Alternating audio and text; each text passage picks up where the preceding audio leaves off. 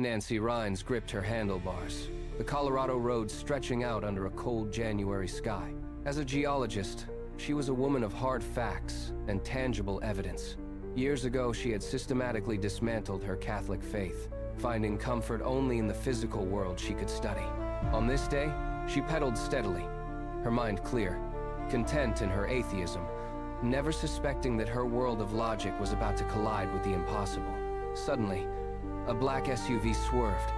The driver was hunched over his phone, thumbs dancing across the screen, oblivious to the woman in his path. The impact was a blur of metal and bone. Nancy was dragged across the asphalt, her body shattered. In the trauma ward, the operating room lights hummed with clinical precision. As surgeons fought for her life, Nancy felt her consciousness fracture, one part trapped in her broken spine, the other hovering above the chaos. The hospital room dissolved into an expanse of blinding, impossible light. Nancy stood in a garden where plants pulsed with internal luminescence, glowing in vibrant hues unknown to Earth. A figure stood waiting, the icon of her childhood she had spent decades dismissing as a fairy tale. He did not judge her skepticism or offer a lecture. He simply looked at her and said, "Welcome home." They sat in the profound silence of that garden. He spoke of love, forgiveness, and the sacred rhythm of listening. He distilled complex truths into 12 practical lessons for humanity. He told her she was not meant to stay.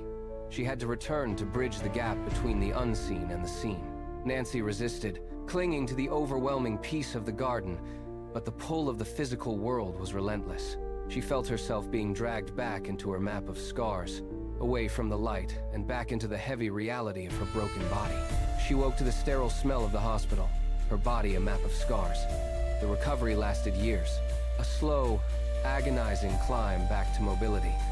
Nancy Rynes was no longer an atheist, yet she refused to be a fundamentalist.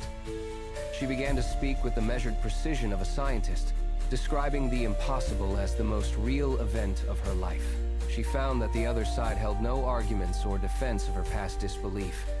It offered only a welcome. For those who spend a lifetime thinking their way out of faith, Nancy offers a simple truth. She did not argue her way back in. She was stripped of her defenses by a life-changing experience.